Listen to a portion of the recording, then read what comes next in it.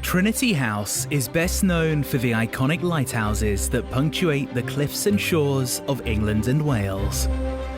But there's far more to this historic corporation than these dramatic beacons. Trinity House is charged with the overall safety of the nation's shipping and seafarers, leading to a diverse range of activities at sea and on land. It's an extremely dedicated team who are very proud of the history and proud of what they do. And they see safety at sea as their prime function. That's what the end game is here, to keep bodies out the water, if you like. 2014 marks the 500th anniversary of this great institution, and this film is a celebration of the vital work carried out by its staff today.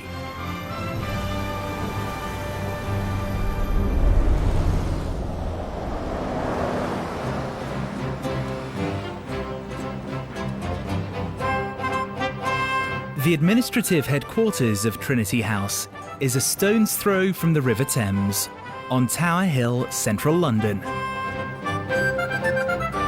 The grand neoclassical offices were purpose-built in the 18th century, and they overlook the Tower of London, a place that would have been well known to the corporation's Tudor founders. In 1514, Henry VIII granted a royal charter to a fraternity of mariners called the Guild of the Holy Trinity to regulate pilotage on the King's rivers.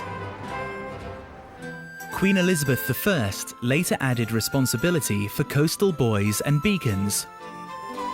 And in 1609, Trinity House built its first lighthouses here at Lowestoft in Suffolk. The Lowestoft Tower you see today was built in the 19th century, a golden age of construction of hundreds of magnificent lighthouses, as burgeoning international trade made safety at sea an economic as well as moral priority. Safe shipping remains vitally important to the UK today, with over 90% of goods coming through our ports and sea traffic at record levels. We've got to cover everything from very large crude oil tankers coming in the English Channel, the large container ships that work around our shores, cruise liners, which is a big part of our industry now. But we also have to think about the leisure user, the chap who goes out in his yacht on a Saturday afternoon. We have to make sure that he's safe as well.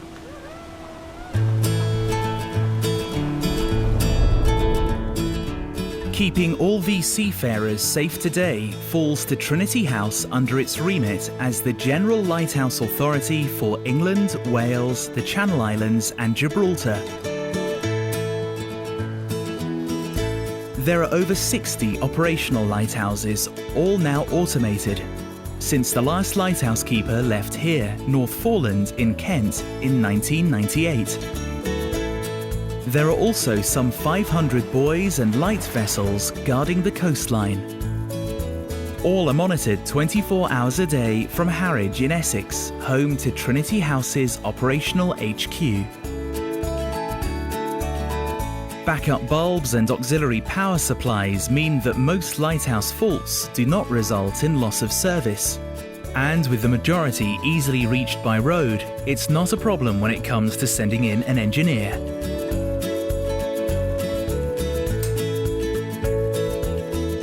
But for other lighthouses, that's just not an option. Certain stations are accessible only with the helicopter. We do have boat landings at the base of lighthouses, but there would be perhaps 8 lighthouses to 10 that is helicopter-only accessibility. Without the helicopter, we can't get to the fort.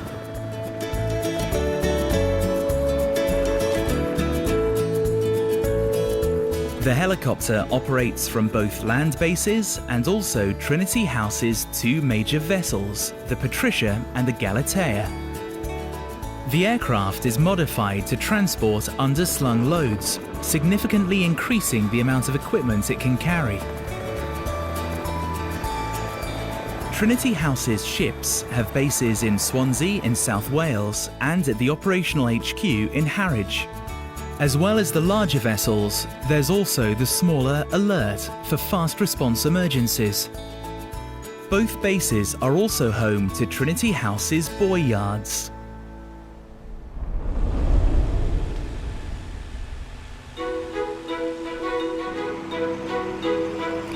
The laying and maintenance of marker buoys is one of Trinity House's largest tasks. They identify dangerous sea areas such as sandbanks, rocks and wrecks. The various sizes, colours and markings communicate specific information to the mariner. Buoys are designed to be rugged. The oldest are over 70 years old, but they must still be inspected once a year for wear and tear.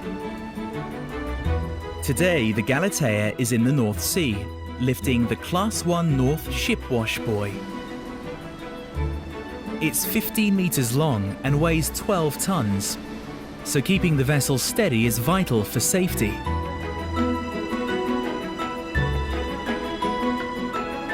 A task made much easier by Galatea's sophisticated dynamic positioning system. It's got the auto heading, which keeps the heading correct, the auto sway, which keeps the sideways motion of the ship correct, and the fore and aft motion. Given her size, the precision with which Galatea is fixed to the spot is remarkable. It's 84.25 metres long, and she's just under 17 metres beam with a 4 metre draft.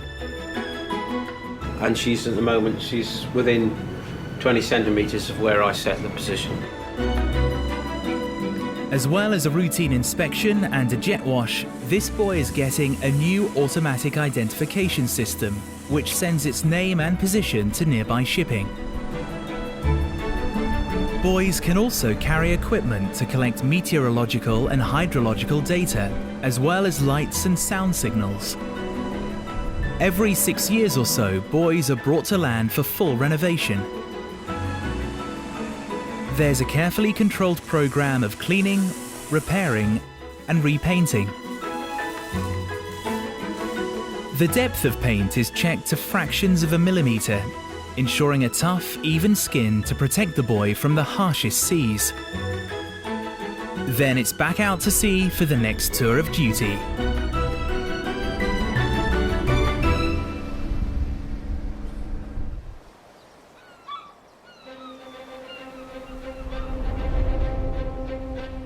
Beyond its role as the General Lighthouse Authority, Trinity House engages in a wide range of other activities. There's commercial work, using excess operational capacity to service clients such as oil rigs, private ports and offshore wind farms.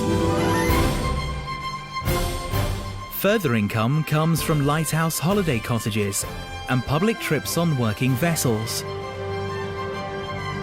There's also charitable work, funded by generous historical endowments and by hosting corporate events and weddings at Tower Hill. The Corporation of Trinity House is the single largest endowed maritime charity in the United Kingdom, and we are able to donate some £4 million annually to maritime charities. Good causes supported include the education and training of sea cadets, promotion of safety at sea, the training of deep-sea pilots, and the welfare of former mariners, some of whom face tough challenges in retirement. There are few institutions that have weathered 500 years of history. From frontline operations to technical support and charity fundraising, Trinity House approaches this epic landmark in the best of health. It's a very ancient organisation with many traditions, many royal connections, and we have to be thankful for what's gone before us, but also look ahead so that we can change and develop in the modern times and remain a viable part of the maritime community.